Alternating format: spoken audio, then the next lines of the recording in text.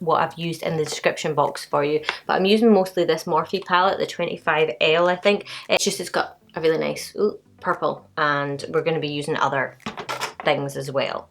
So I've primed my eyelid with this right here. This is the Acid Rain P. Louise base in collaboration with Mitchell. Minted look. I'm going to take the shade Truth and I'm just going to whack it, kind of dab it in my outer corner like that. Try not to cause too much fallout. We are going to like perfect this, so it doesn't really matter how you lay it down at first. It's sort of a really faint line. You're focusing more on the top of the line at this time. So see how you can see a sort of shade there. And what you want to do is you want to just sort of really, really lightly, see how this one's right up underneath my eyebrow. We don't have a lot of room, so you have to take it right up. You don't need to even leave a space if you don't want, but it's good to have that contrast with that little sort of sliver there.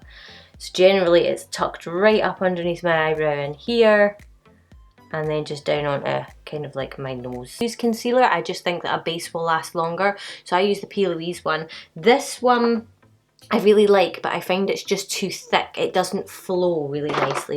I have this little brush, which is like the perfect cut crease brush. It's the Morphe Jaclyn Hill JH48. It's just perfect. Like, it's small enough that I can get a really nice cut crease with it in my teeny tiny little eyes. Where's my mirror? Okay, I'm going to try and show you this. Essentially what I'll do is, when I'm on this eye, I try and match it to this eye. Obviously, don't forget to subscribe and like this video. If you like tutorials like this, a little bit more in depth, let me know. I'll definitely do more of them. I just fancied kind of like starting off strong and doing a cut crease. Why not jump in at the deep end? Right, okay. So I take my mirror, I have a mirror here, and I will look and try and keep my eyes open. So I'm looking straight ahead. I'm looking up at the camera, but I'm looking straight ahead. And I can see, like if I look at you, try and get it. So you can see this, like you can barely see my eyelid. So we just ignore my eyelid, pretend it's not there. And what I'll do is I'll figure out where I'm gonna start, and I'll just start the line like that. See how it's got a teeny tiny wee line. If you want to match it to the other side, look how much purple's showing and try and gauge kind of the same amount. You want to get product on your brush, but you want to like wipe it back and forth like this to get it inside your brush and get your brush as flat as humanly possible. Take any stray hairs out of it. So it's like really, really flat and crisp, but it's still got that really nice round shape. And what I do is, try not to talk at the same time, slowly sort of flick.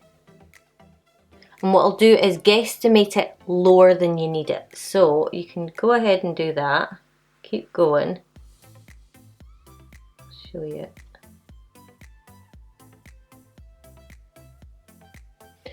So that there, you can see is a bit low compared to that, but that's fine.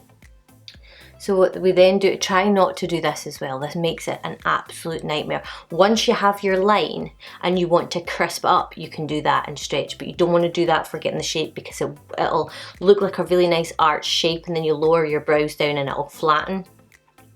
So just ever so slightly make that line thicker at the top.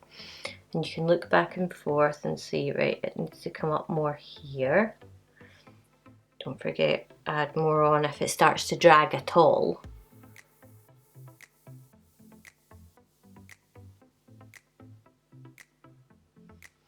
Figure out where you're going to end it, which is normally around about kind of the edge of my iris.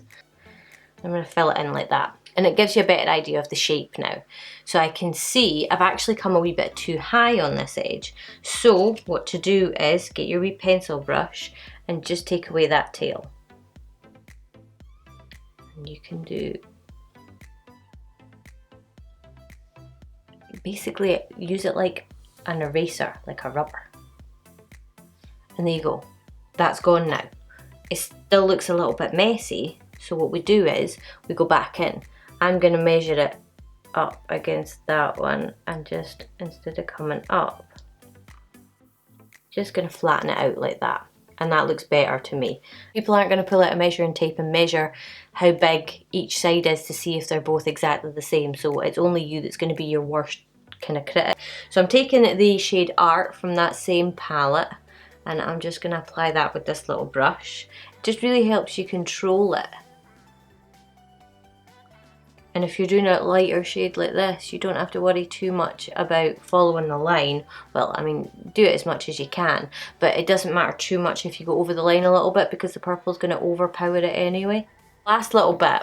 I think it ended up all blending into one anyway, but I'm just going to do it this way anyway. I took the Deep Freeze Skin Frost from Jeffree Star. Mine broke and I had to like completely fix it, so that's why it looks really weird. And I'm just going to put that sort of right on the edge here. I always like to, if I do a cut crease like this, like a half cut crease, I would say this is more of a 3/4 cut crease because it comes right out to here, but essentially if I do something like this, what I like to do is I'll do a shade, another shade, and then I will do my outside shade. So whatever shade we put on first over like the actual crease itself, that's one shade. Then I'll do a light shade in here, and then I'll do like a join-in shade. So generally it's quite good to make it a shimmery shade as well, even if you want to keep this matte, which I ended up not doing. But if you want to keep this matte, you make this shimmery, it will blend a lot easier. I'll get a shimmery purple as well to blend it in more, but they just blend a lot easier and you'll get a really nice seamless blend. I'm taking this pigment shimmer from Makeup Geek, it's called Sugar Rush, and I'm adding this to the inside. It's just a little bit brighter than the Skin Frost and it makes a little bit of contrast. Now that that's done, anywho, okay, I'm gonna take my little teeny brush, I have another one of them, yes, and I'm gonna take Truth, and I'm just gonna, I mean, you don't have to do this, this is optional, but I am gonna run it along the edge here, tiny amount on my brush, and just open up that line, just to give it a wee bit more contrast, just like that. Then what I'll do is I'll just grab the same colour and wiggle it underneath. I won't be able to do this and show you, I don't think. And then added lashes. These are the TL21 from Tatty Lashes. I'll do that and I'll be right back. Okay, so I always add a little bit of extra liner on the inside, just especially if it's light colour, just to sort of stop the disconnect between the lashes and your lash line sort of thing. And that's pretty much it. I really hope that this video didn't take too long, but that is how, like, step by step. I mean, you can see that this one's a wee bit lower than this one. It's not about them being perfect. It's a wee bit like eyebrows. They're supposed to be sisters, not twins. Or that's what I say anyway. But that gives you an idea of like the steps that I take. It's very broken down into how I would achieve a look like this on hooded eyes. So if you wanted to recreate this look, you could do any colours that you wanted. I mean, literally you can do whatever you fancy colour wise. If you followed these steps, you would get the same sort of effect. It does work really well if you've got a good contrast. So if you do something either shimmery on the lid with a darker colour behind it, you would get a really nice contrast. So you want your darkest colour to be your outer corner and your crease, and then you could do, I mean, you could do 2 or 3 colours within this. I have done that. I'll maybe flash up on the screen another one that I've done.